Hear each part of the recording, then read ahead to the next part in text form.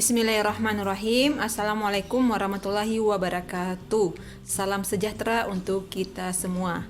Baik, hari ini kita akan melanjutkan materi kedua di mata kuliah pengembangan dan validasi metode analisis, yaitu dengan tema validasi metode analisis. Di pekan kemarin kita sudah membahas tentang pengembangan metode analisis, sudah sampai mencontohkan di salah satu contoh kasus kita kemarin ada senyawa bromfeniramin maleat bromfeniramin maleat yang kemudian sebagian dari teman-teman mengusulkan untuk diuji secara titrasi bebas air, ada yang mengusulkan diuji dengan spektrofotometri UV visible. Nah, hasil pengembangan ini rencana pengembangan kita ini harus kita buktikan dengan cara melakukan validasi. Nah, hari ini kita akan membahas tentang itu, tentang validasi metode analisis. Sebelum dimulai, ada baiknya kita meluruskan niat kembali belajar agar kita mendapatkan ilmu yang bermanfaat dan barokah.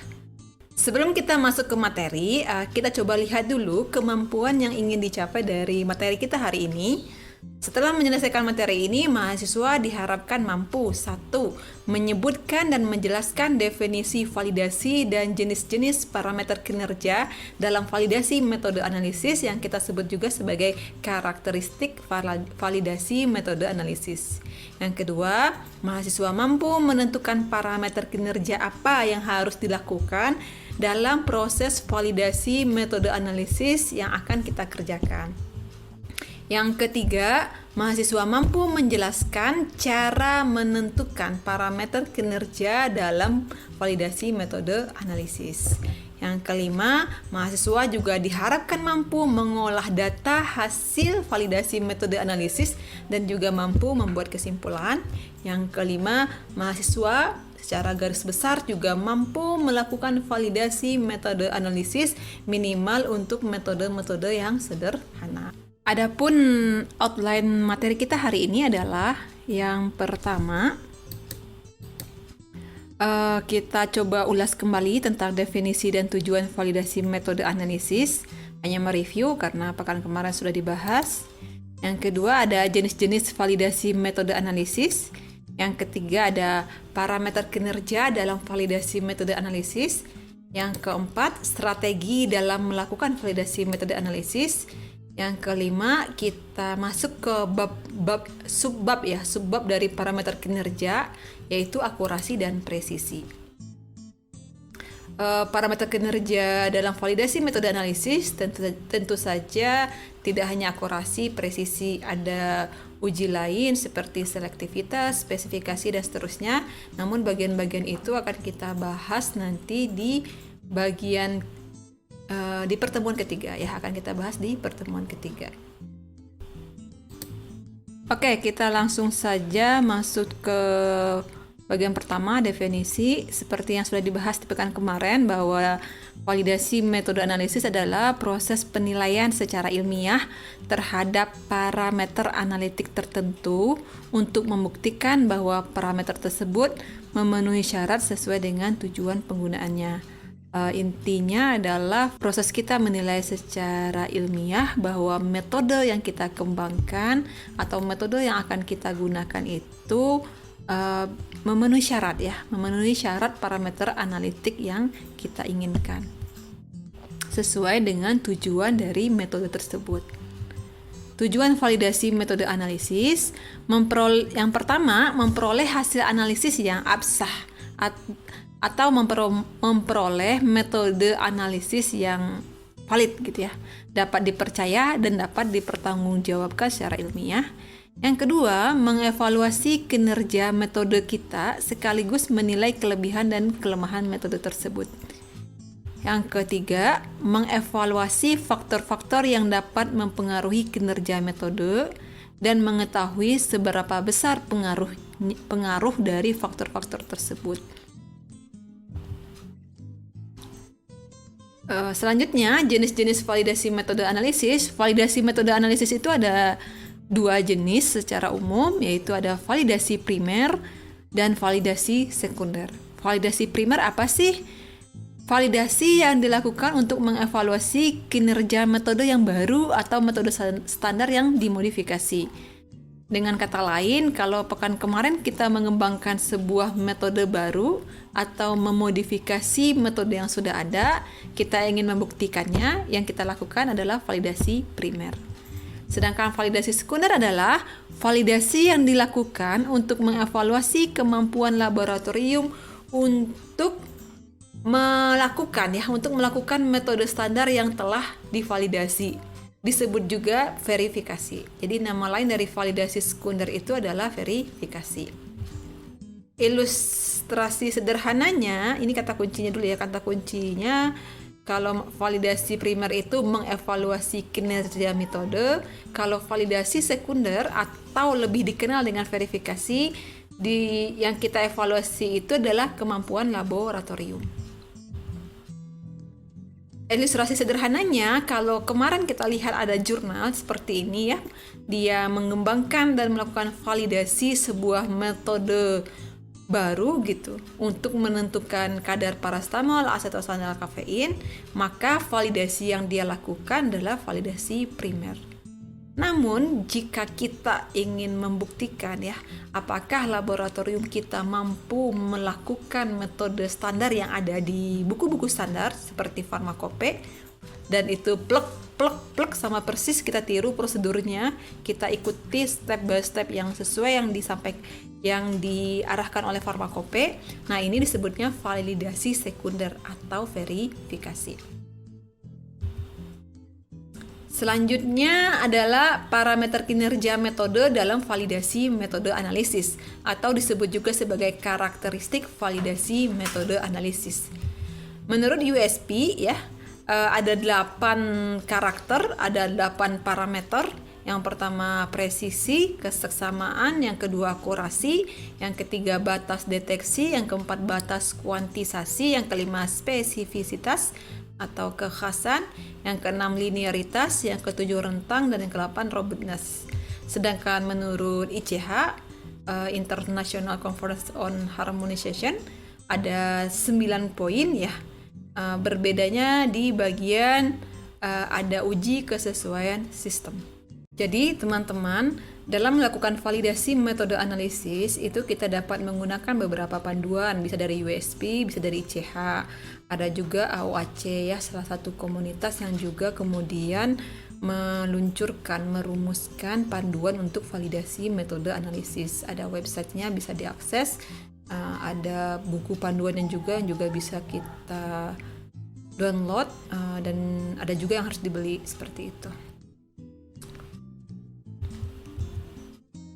Sekarang pertanyaannya adalah, kalau tadi ada menurut USP ada 8 parameter kinerja metode analisis, kalau menurut ICH ada 9, menjadi pertanyaan bagi kita, apakah semua parameter kinerja harus dilakukan selama melakukan validasi metode analisis?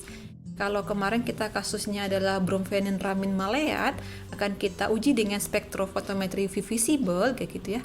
Akan kita tentukan kadarnya dengan spektrofotometri visible. Sekarang parameter mana saja yang harus kita tentukan? Apakah ke semua parameter atau hanya tertentu? Jawabannya tidak ya. Kita tidak perlu melakukan semua parameter, semua itu tergantung pada kategori metode yang kita validasi. Apa sih kategori metode analisis? Menurut USP, ada 4 kategori metode analisis. Yang pertama, kategori 1 ya, metode analisis untuk penetapan kadar komponen utama atau bahan baku atau bahan aktif di dalam produk farmasi ya. Jadi kalau kita ingin menentukan kadar bahan baku atau kalau kita ingin mengembangkan metode untuk bahan baku untuk menentukan kadar zat aktif dalam berbagai sediaan farmasi, kita ingin menentukan kadar eksipien yang ada dalam sediaan farmasi, ini kategorinya ada di kategori 1. Berarti kita sedang mengembangkan metode analisis di kategori 1. Jadi kata kuncinya tadi penetapan kadar ya. Jadi penetapan kadar bahan baku, penetapan kadar bahan aktif dalam sediaan, penetapan kadar bahan tambahan dalam sediaan itu termasuk dalam kategori 1. Yang kedua, kategori 2. Kategori 2 apa sih? Metode analisis untuk menetapkan cemaran dalam bahan baku atau hasil degradasi dalam produk farmasi. Metode ini terdiri dari penetapan kuantitatif dan uji batas. Jadi kategori ada 2 jenisnya ya. Cemaran itu ada 2, penetapan kuantitatif dan uji batas.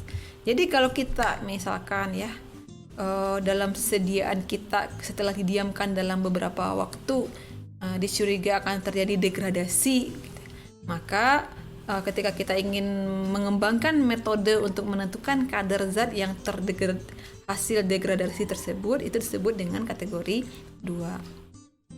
Atau analisis cemaran dalam bahan baku ya, kan juga minggu kemarin kita juga lihat ya, ada pertanyaan juga dari beberapa orang teman-teman gitu ya. Kalau di farmakope contohnya tablet acyclovir, monografinya seperti ini, ada pernyataan seperti ini: senyawa sejenis tidak lebih dari 2% kandungan cemaran. Nah, jadi cemaran ya. Nah, kalau kita ingin melakukan validasi terhadap metode-metode sejenis ini kategorinya adalah kategori 2. Kategori 3 adalah metode analisis untuk penetapan karakteristik sediaan. Jadi evaluasi sediaan biasanya ya. Contohnya disolusi, pelepasan obat kayak gitu ya, waktu hancur dan seterusnya. Ini ada di kategori 3. Kategori 4 adalah metode analisis untuk identifikasi. Jadi kalau kategori 4 ini khusus untuk analisis kualitatif berarti ya, untuk menentukan identitas suatu senyawa. Jadi kalau kita ingin menentukan identitas suatu senyawa dengan dengan reaksi kimia, misalkan reaksi kimia, reaksi warna, reaksi pengendapan, atau dengan KLT mungkin, atau dengan spektrofotometri inframerah, bisa juga dengan analisis kualitatif kan juga bisa dilengkapi datanya dengan UV, bisa dilengkapi datanya dengan KCKT kayak gitu. Nah, ketika kita temanya adalah metode analisis dalam rangka identifikasi, dalam rangka analisis kualitatif, nah itu masuk kategorinya kategori 4. Kemudian USP memberikan pengarahan ya, parameter kinerja metode yang harus kita tentukan ketika kita melakukan validasi metode analisis itu berdasarkan kategori-kategori tersebut. Contohnya tadi kategori 1, kita pahami tadi kategori 1 itu contohnya adalah kita mengembangkan metode untuk penetapan kadar bahan baku. Kalau kita mengembangkan metode sejenis itu, dalam proses validasi metode analisisnya kita harus menentukan akurasinya iya, presisinya harus ditentukan, spesifikasinya harus ditentukan, limit deteksinya tidak perlu, limit kuantitasinya juga tidak diperlukan, linearitasnya iya, range-nya iya. Contohnya misalkan di kategori 4 yang identitas ya, yang identifikasi analisis kualitatif. Akurasi tidak perlu, presisi tidak perlu, ini hampir semuanya tidak perlu. Yang perlu kita lakukan adalah uji spesifisitas. Seperti itu. Jadi tidak semua parameter harus kita kerjakan, tergantung jenis metode yang sedang kita kembangkan dan yang ingin kita validasi.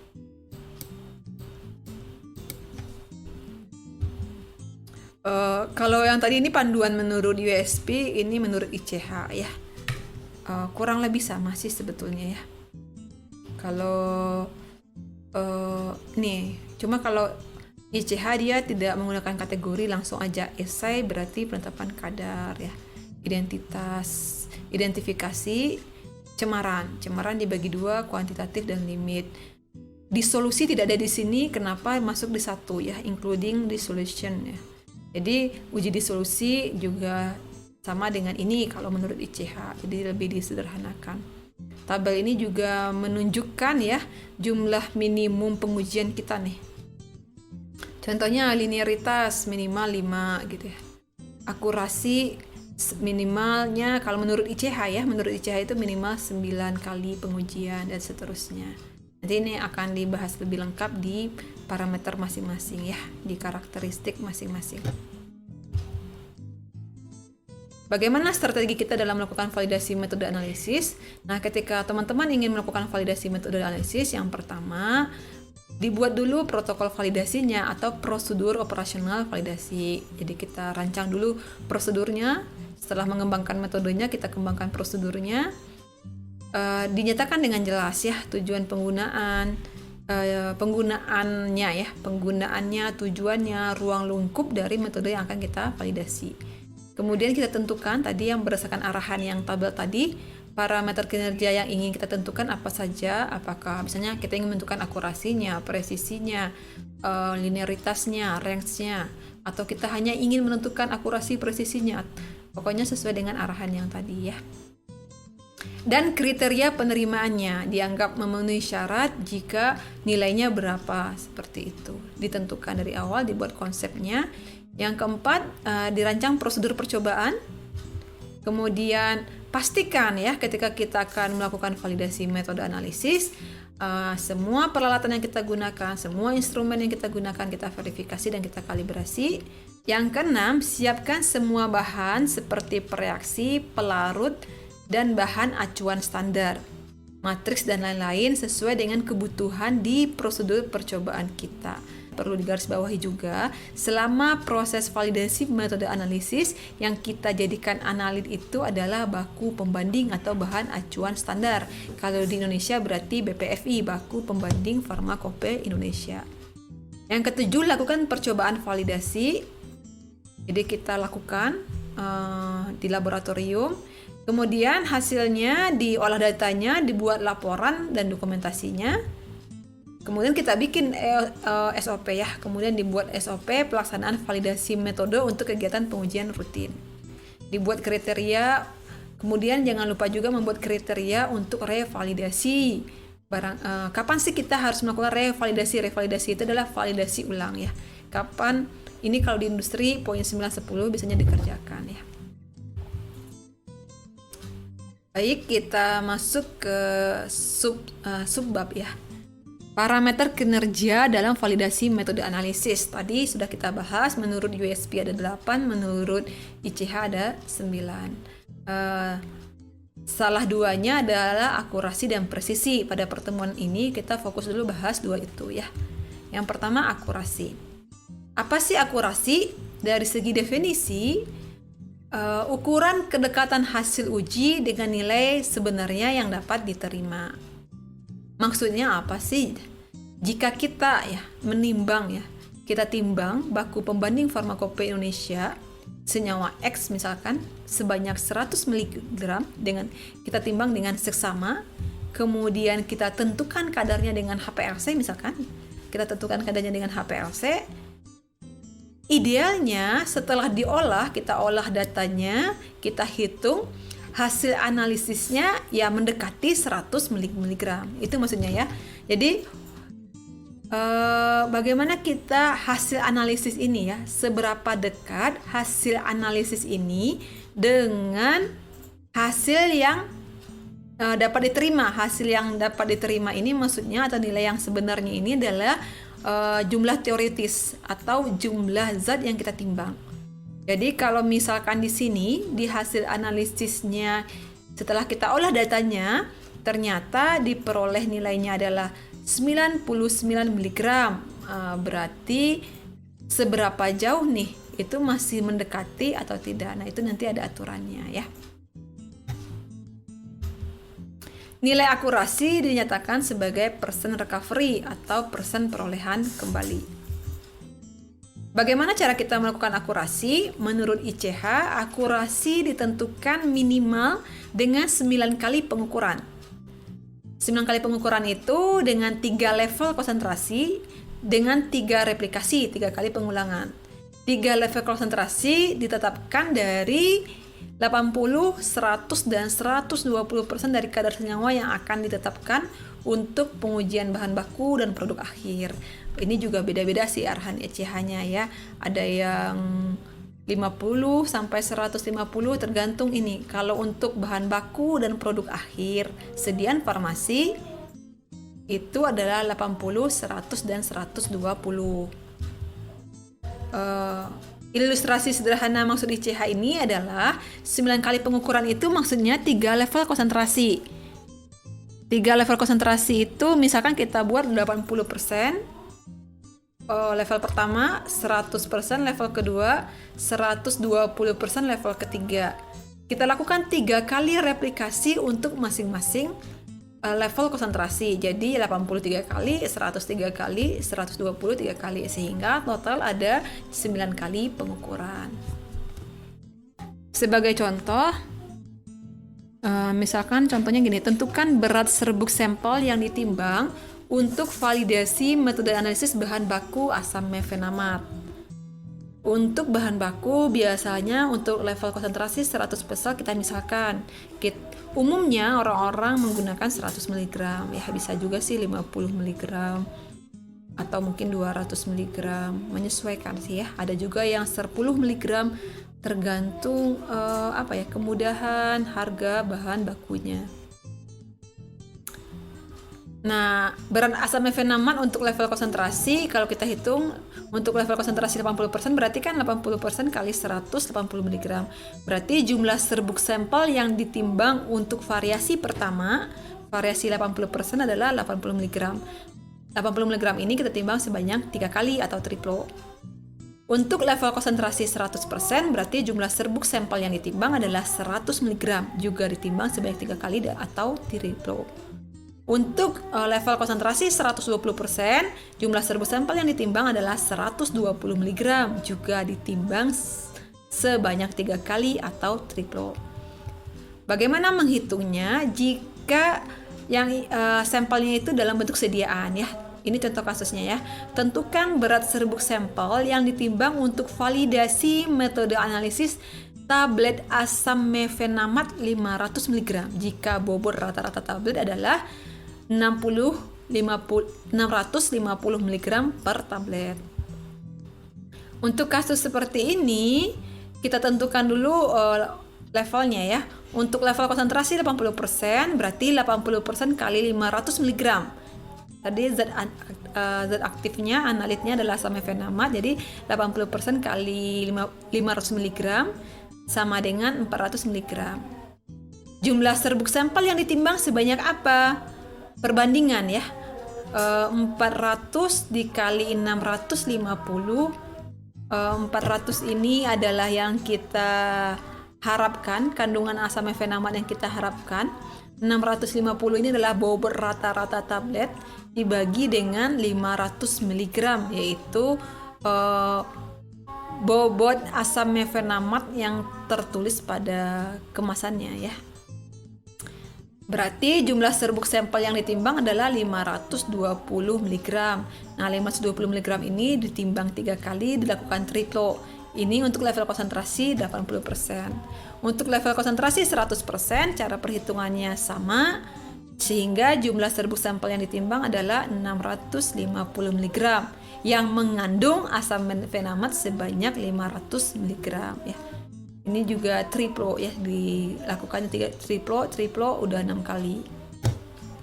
Untuk level konsentrasi 120%, perhitungannya juga sama, sehingga jumlah serbuk sampel yang ditimbang adalah hasil perhitungan 120 kali 500, 600 mg. Kita menginginkannya 600 mg dikali dengan bobot rata-rata dibagi dengan bobot pada kemasan sama dengan 780 mg. Berarti untuk level konsentrasi 120% ditimbang sebanyak 780 mg sebanyak 3 kali. Sehingga jumlah totalnya adalah 9 kali pengukuran. Kandungan zat aktifnya berapa sih kalau yang di 520? 400. Kandungan zat aktif di yang sampel 650, 500. Kandungan zat aktif di 780, 600 ya. Karena ini perbandingan ya. Kita hitung perbandingannya ketika dia menjadi sediaan. Bagaimana cara kita melakukan pengujian akurasi? Pengujian akurasi dapat dilakukan dengan 4 cara. Yang pertama dengan metode Standard Reference Material Method, yang kedua Spike Placebo Method, yang ketiga Standard Addition Method, yang keempat membandingkan ya hasil analit dengan metode yang divalidasi, membandingkan hasil analisis analit dengan metode yang divalidasi terhadap hasil dengan metode baku. Ini untuk hasil akhirnya ya. Terakhirnya metode yang kita kembangkan, hasil validasinya kita bandingkan dengan hasil validasi metode baku untuk melihat sebaik apa metode kita jika dibandingkan dengan metode baku. Yang akan kita bahas di bagian 1, 2, 3 aja ya. Standard Reference Material Method. Jadi jika kita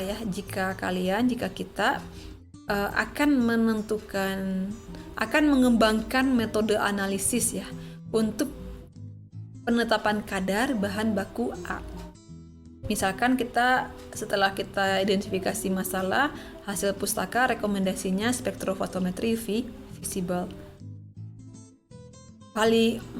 Untuk kasus seperti ini, metode akurasi yang kita lakukan adalah Standard Reference Material Method. Apa itu? Kita cari bahan baku A, bahan baku pembanding A ya. Tadi kan bahan baku A, cari baku pembanding A, baku pembanding Farmakope Indonesianya BPFI senyawa A. Baku pembandingnya ini yang kita tentukan kadarnya dengan spektrofotometri UV visible, kita tentukan parameter akurasinya ya, kita hitung akurasinya berapa. Ini namanya Standard Reference Material Method. Jika dirangkum, Standard Reference Material Method itu adalah menilai akurasi dengan cara menganalisis kadar baku pembanding dengan menggunakan metode yang akan kita uji. Digunakan untuk menilai akurasi metode analisis bahan baku. Jadi metode ini dilakukan jika kita ingin mengembangkan metode analisis untuk penetapan kadar bahan baku. Di metode ini analitnya baku pembanding, sampel yang digunakan juga baku pembanding ya. Jadi analitnya adalah senyawa yang ada di baku pembanding, sampelnya baku pembanding. Perhitungan percent recovery-nya adalah sederhana, CA dibagi CT dikali 100%. Apa CA? Kadar hasil analisis baku pembanding. Jadi setelah kita ukur nanti kita olah datanya, kita akan mendapatkan nilai CA. Nilai CA ini kita bandingkan dengan nilai CT. Apa itu? Kadar baku pembanding teoritis atau yang ditimbang. Kalau tadi kasus yang di awal saya bilang, misalkan kita timbang BPFI-nya adalah 100 mg, berarti CT 100 mg. Hasil analisis misalkan 99 mg, berarti CA 99 mg. Percent recovery adalah 99 per 100 dikali 100%. Metode yang kedua adalah spike placebo method ya. Nah, ini kita lakukan jika kita ingin menganalisis zat aktif A pada tablet A ya. Jadi ini kita ingin menentukan kadar zat aktif A di dalam tablet. Setelah kita identifikasi rekomendasi metodenya, misalkan kita ingin mengembangkan metodenya spektrofotometri UV visible. Maka pengujian yang kita lakukan adalah kita ambil baku pembanding A, kita buat dia menjadi tablet yang kita sebut sebagai tablet simulasi. Jadi yang kita uji nanti adalah tablet simulasi ini. Tablet simulasi adalah tablet yang kita buat di mana dia mengandung baku pembanding ya. Tablet simulasi ini mengandung baku pembanding, kita buat, kita cetak. Nah, kemudian kita tentukan kadarnya, dan kita hitung nilai akurasinya dengan instrumen yang ingin kita kembangkan. Jadi yang diuji itu bukan tablet A ya. Ketika proses validasi yang kita gunakan adalah baku pembanding. Jika ditulis gitu ya, maka spike placebo method ini adalah menilai akurasi dengan menganalisis kadar baku pembanding yang ditambahkan. Jadi yang kita analisis adalah kadar baku pembanding tadi ya, yang kita ingin tentukan nanti adalah kadar baku pembanding yang kita tambahkan dalam tablet simulasi. Yang ditambahkan dalam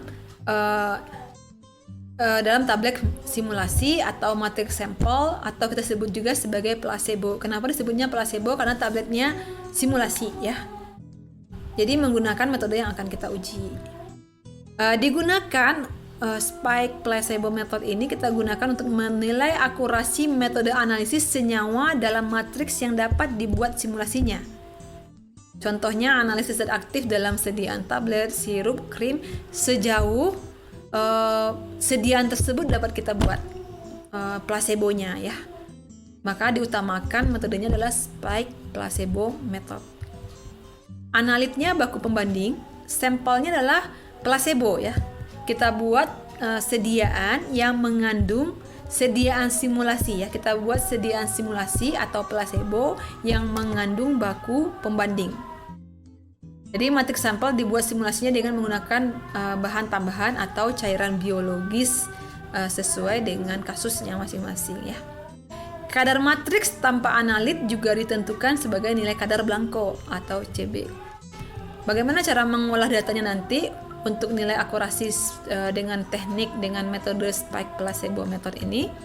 Persen recovery sama dengan CA dikurang CB dibagi CT dikali 100%. Tadi CA kita sudah tahu bahwa dia adalah kadar hasil analisis baku pembanding dalam matriks simulasi atau dalam sediaan simulasi. CB kadar blanko atau hanya kadar matriks simulasi.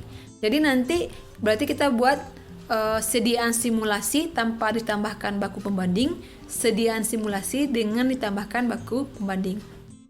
Sediaan simulasi tanpa ditambahkan baku pembanding ini blanko.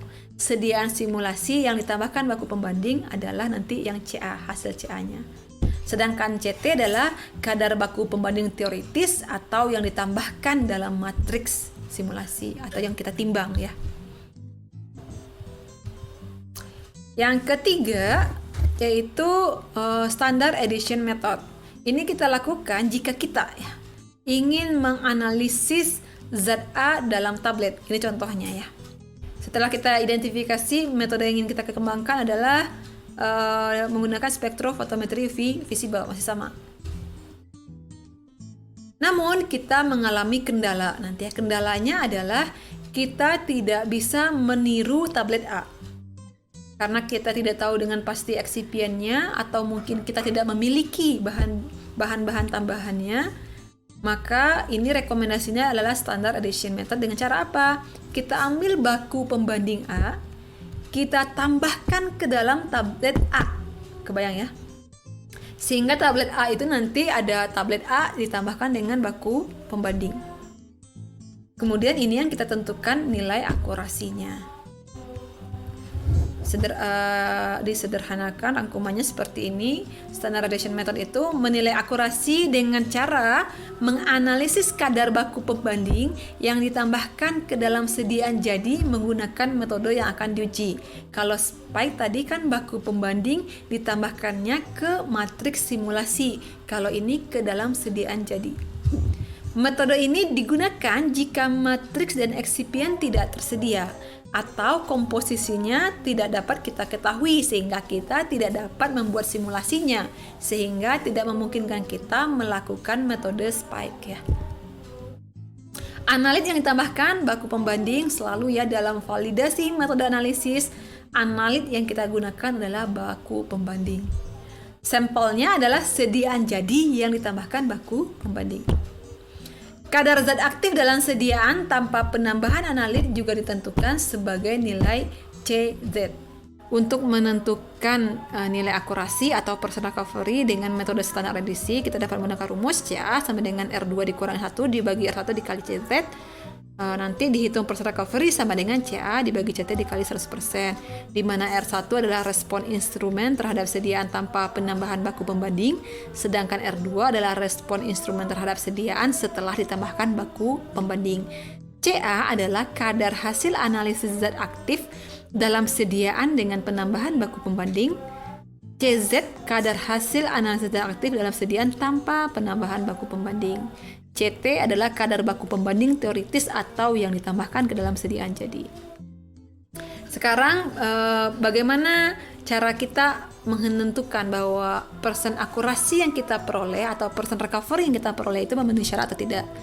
Ada kriteria penerimaannya. Secara umum kalau di panduan AO AC gitu ya, ada panduannya seperti tabel berikut. Jadi kalau analit kita konsentrasinya 100%, 10%, persen recovery-nya dianggap memenuhi syarat jika dalam range 98 sampai 102. Jika kadar analit dalam sampel gitu sekitar 1% gitu ya, berarti 97 sampai 103. Misalkan kita contohkan apa? Misalkan kalau kita krim gitu ya, krim kloramfenikol 2%, berarti dia berada dalam range ini kayak gitu ya. Nih, kalau krim kloramfenikol 2%, berarti persen recovery-nya dia nggak memenuhi syarat kalau nanti hasil pengolahan datanya dalam range 97 sampai 103 ya. Tapi kalau kita penentuan kadar bahan baku analitnya berarti kan 100%. Recovery-nya dianggap diterima jika berada dalam range 98 sampai 102. Ada lagi jadi ini beda panduan juga kadang beda arahan gitu ya. Jadi nanti kita tergantung kita ingin menggunakan panduan yang mana. Kalau menurut buku Handbook of Pharmaceutical Analysis by HPLC, untuk penentuan kadar bahan baku atau sediaan jadi, persen recovery-nya 98 sampai 102. Di solusi persen recovery-nya 95 sampai 105. Cemaran, persen recovery-nya dianggap memenuhi syarat jika hasilnya nanti 60 sampai 120. Cleaning validation jika persen recovery 50 sampai 150. Dia juga mengarahkan ya variasi konsentrasinya. Kalau untuk kadar bahan baku sediaan jadi 3 level pengujian 70, 100, 130. Jadi beda buku panduan juga suka beda arahan. Jadi tergantung kita mau pakai yang mana, seperti itu ya. Yang penting kita punya acuan yang jelas ya. Dari awal di prosedur kita cantumkan acuan yang kita gunakan apa sih, buku apa gitu. Kita masuk sekarang ke parameter kinerja. Metode yang kedua yaitu presisi. Dilihat dari definisi adalah tingkat kesesuaian hasil analisis individual jika prosedur dilakukan berulang kali terhadap sampel ganda atau beberapa sampel yang homogen. Maksudnya adalah ingin melihat kesesuaian hasil analisis kita jika pengujiannya kita ulang satu kali kita dapat kadar 100% misalkan. Kita ulangi sekali lagi, 2 kali gitu ya, 100%. Yang ketiga kali mungkin berubah datanya gitu ya. Nah, seberapa dekat keterulangannya ini ya, tingkat kesesuaiannya ini juga harus kita tentukan. Jadi metode yang baik jika diulang oleh orang yang sama, bahkan kalau bisa oleh orang yang berbeda, di laboratorium berbeda, harusnya memberikan hasil pengulangan yang baik seperti itu. Presisi dinyatakan dengan simpangan baku relatif atau SBR atau Relative Standard Deviation RSD, koefisien variasi nama lainnya KV ya. Persen RSD apa sih? SD dibagi rata-rata hasil uji dikali 100%. SD sendiri adalah jumlah deviasi nanti ya, jumlah deviasi yang diakarkan. Nanti kita bisa olah datanya dengan manual, bisa dengan kalkulator, juga bisa dengan menggunakan Excel ataupun ANOVA juga bisa ya. Menggunakan maksudnya aplikasi-aplikasi seperti Minitab atau SPSS juga bisa.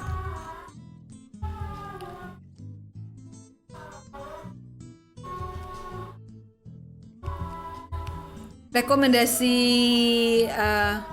bagaimana cara kita melakukan uji presisi menurut ICH? Sama dengan melakukan uji akurasi ya. Dilakukan dengan 9 kali pengukuran, 3 level konsentrasi dengan 3 kali replikasi, sama persis. Cara melakukan uji presisi dan akurasi yang berbeda hanyalah cara mengolah datanya. Yang kedua, atau melakukan pengukuran sebanyak 6 kali pengulangan pada konsentrasi 100%. Jadi cuma satu variasi konsentrasi tapi diulangi sebanyak 6 kali. Kita lanjutkan dengan jenis-jenis presisi. Presisi itu ada 3 jenis. Yang pertama adalah keterulangan atau repeatability. Uji keterulangan atau repeatability ini adalah kita menguji keterulangan atau presisi pada kondisi percobaan yang sama, dilakukan oleh operator yang sama, alatnya sama, di tempat yang sama, di waktu yang juga masih cenderung sama ya. Jadi penetapan dilakukan oleh satu orang analis pada waktu tertentu. Repeatability ini juga pernah teman-teman kerjakan seperti ketika kalian melakukan uji titrasi. Kalian titrasi 3 kali. Di hari itu 3 kali. Nah, itu namanya repeatability ya. Dilakukan oleh orang yang sama ya. Pengujian berulang dilakukan oleh orang yang sama dengan alat yang sama di tempat dan waktu yang juga sama ya. Yang kedua adalah presisi antara atau intermediate precision. Uji keterulangan pada kondisi percobaan yang sudah dirubah. Apa yang berubah? Mungkin operatornya. Jadi misalkan titrasi pertama diulangi 3 kali oleh operator A gitu ya. Titrasi kedua diulangi juga sebanyak 3 kali sama, tapi oleh operator B. Nanti dibandingkan hasilnya. Gitu. Jadi udah beda operatornya, beda orang yang melakukannya. Juga bisa beda peralatan, orangnya masih sama oleh orang yang sama tapi dengan alat yang berbeda, atau waktu yang berbeda, beda hari. Misalkan kalian melakukan titrasi hari ini sebanyak 3 kali, besok diulangi sebanyak 3 kali, besoknya lagi hari ketiga diulangi sebanyak 3 kali. Nah, itu nanti dibandingkan hasilnya. Ini namanya presisi antara. Presisi antara tidak perlu kita lakukan jika kita melakukan kajian reproducibility nanti ya. Nama lain dari presisi antara ini adalah ruggedness. Yang ketiga, ketertiruan atau reproducibility.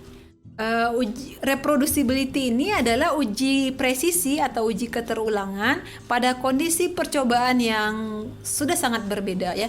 Operatornya berbeda, alatnya berbeda, bahkan tempatnya atau laboratoriumnya juga berbeda. Semuanya berbeda. Kalau presisi antara kan mungkin yang berbeda operatornya atau alatnya atau tempatnya, tapi masih di laboratorium yang sama. Kalau reproducibility semuanya udah berbeda, operator berbeda, peralatan berbeda, tempat yang berbeda, dan di laboratorium berbeda ya. Nama lainnya disebut juga sebagai uji banding antar laboratorium. Kita lihat sedikit tentang reproducibility. Ini biasanya dilakukan untuk jika ingin mengembangkan metode itu menjadi sebuah metode standar, metode yang kita validasi harus diuji di berbagai laboratorium yang kita sebut sebagai uji reproducibility.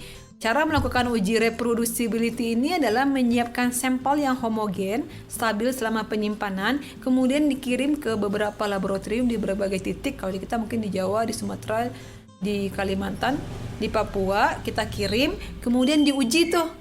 Kita lakukan pengujian, ditentukan kadarnya dengan metode yang sama kayak gitu ya. Namun kan laboratoriumnya berbeda, oleh operatornya berbeda, alat yang berbeda, semuanya berbeda. Pengujian ini biasanya akan memperlihatkan potensi error ya, potensi galat dari metode tersebut. Error itu ada error acak, sistemik. Mungkin ini akan dibahas di bab tersendiri nanti ya tentang galat.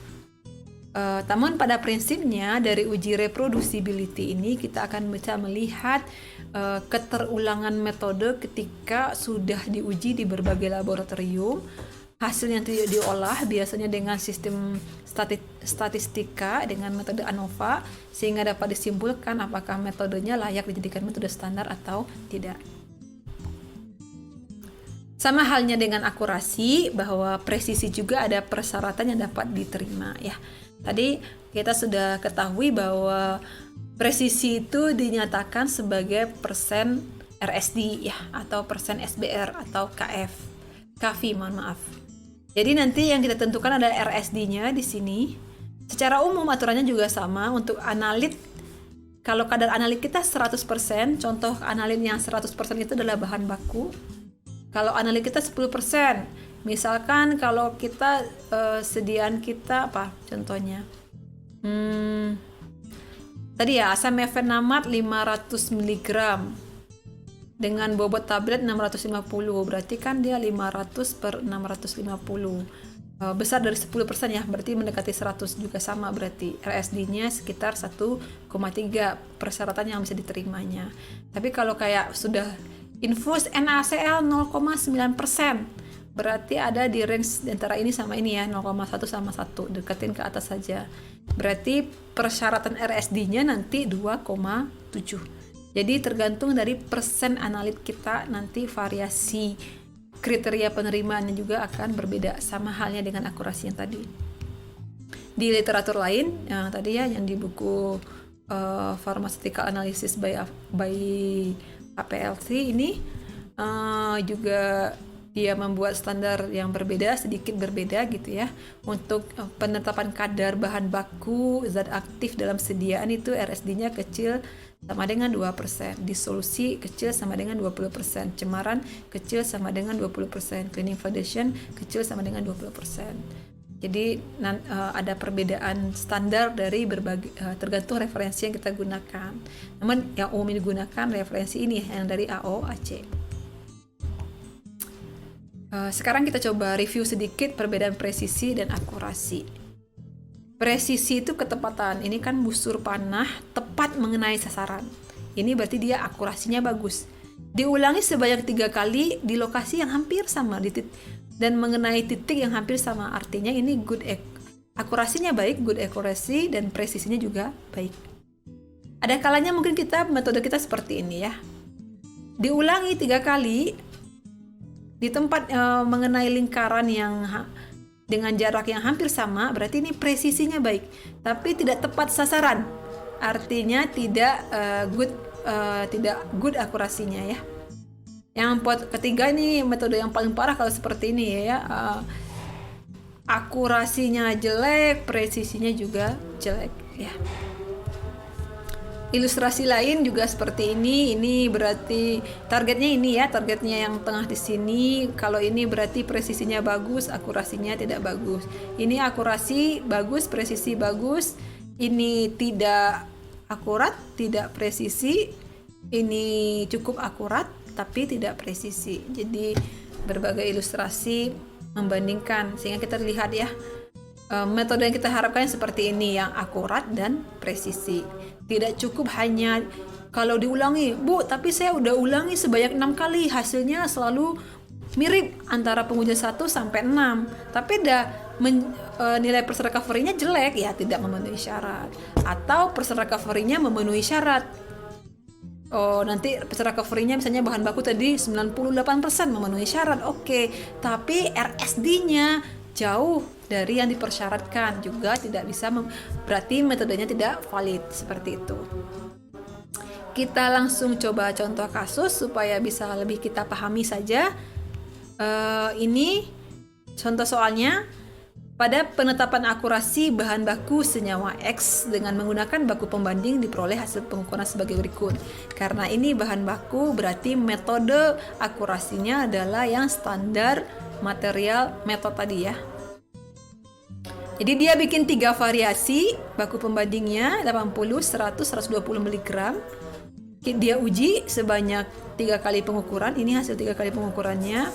Yang 80 ketemu, pengujian pertama ketemu 80, pengujian kedua 79, pengujian ketiga 82. Variasi konsentrasi kedua, pengujian pertama ketemu 101, kedua 99, dan seterusnya seperti itu ya. Pertanyaannya adalah, tentukan nilai akurasi metode analisis tersebut apakah memenuhi syarat atau tidak. Kita tinggal hitung percent recovery-nya. Kalau kita hitung, kita bisa hitung kan ya. Kita bisa hitung, kita coba hitung pakai ini ya.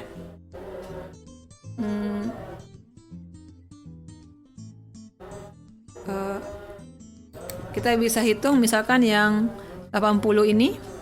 Berarti kan karena ini adalah yang metode dengan baku pembanding biasa, berarti yang rumusnya percent recovery sama dengan percent recovery-nya nanti adalah CA, yang ini CA, yang ini CT-nya ya. Berarti 80 per 80 kita kalikan 100% nanti ya.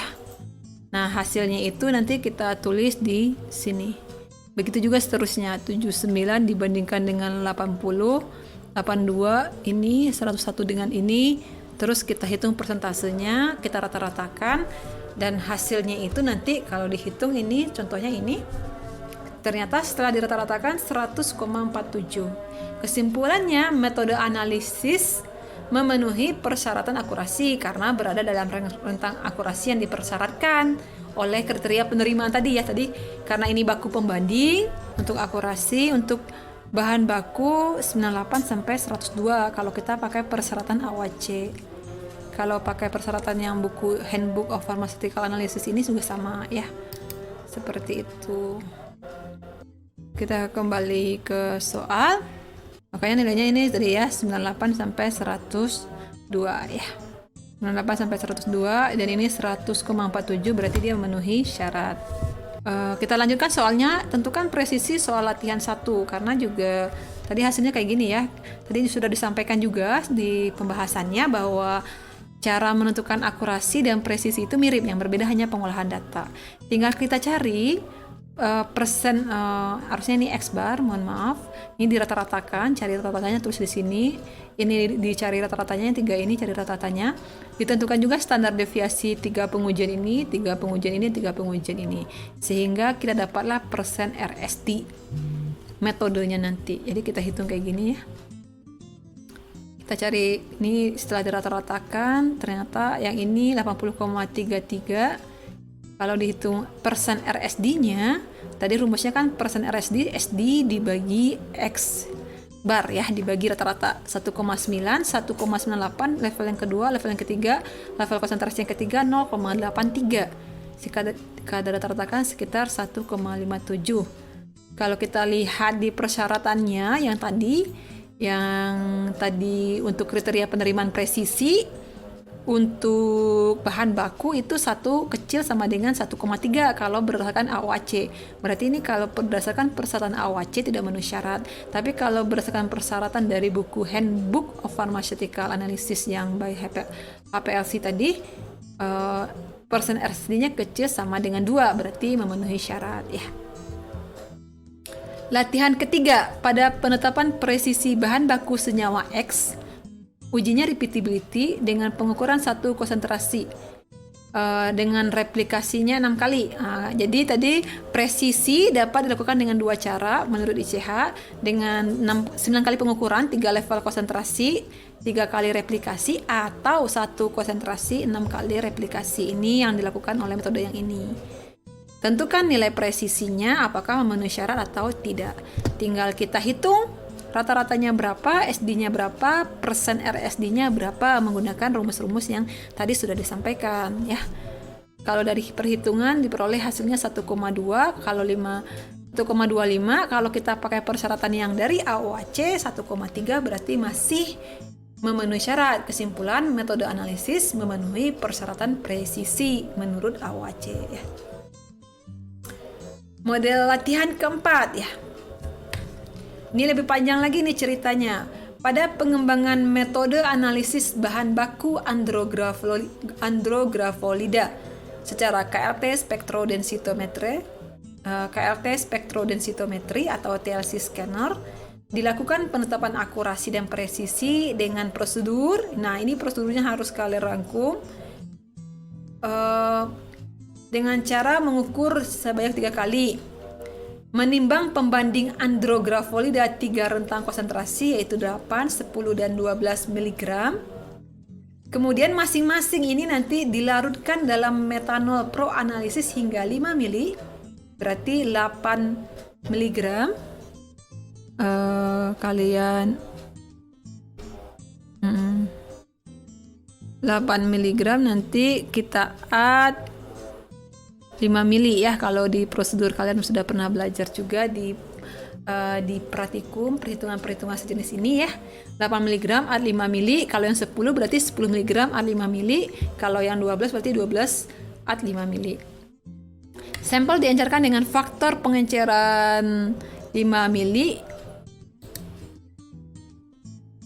Jadi diencerkan dengan faktor pengenceran 5 kali mana?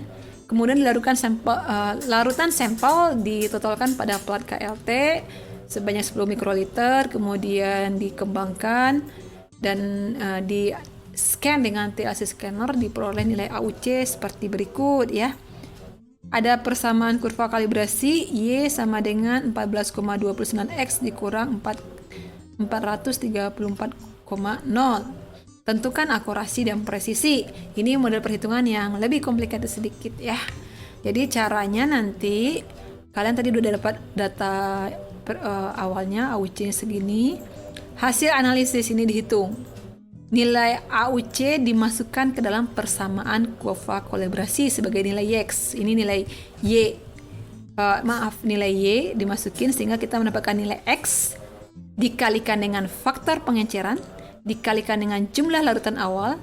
Kita akan dapat nanti kadarnya mikrogram, kita rubah menjadi miligram sehingga kita akan dapat hasil analisis yang pertama ya. Dihitung yang kedua, yang ketiga, yang ini juga dihitung 3 kali, baru dihitung persen recovery seperti soal latihan pertama tadi. Sehingga kita dapat menyimpulkan berapa kira-kira persen recovery metodenya, berapa persen RSD metodenya. Ini sebagai latihan, coba kalian hitung sendiri, nanti akan kita bahas di pertemuan di pertemuan diskusi. Seperti biasa, setelah kalian memperhatikan video presentasi materi ini, kita akan membuka forum diskusi sehingga kalian silahkan coba lakukan dulu, coba dihitung. Nanti kita bahas di forum diskusi. Seperti itu. Selesai materinya, nanti kita akan lanjutkan dengan parameter kinerja metode analisis yang lain seperti batas deteksi, batas kuantisasi, ada spesifikasi, ada linearitas, ada range, ada robustness gitu ya. Kita lanjutkan di pertemuan ketiga. Terima kasih atas perhatiannya. Mudah-mudahan bisa dipahami.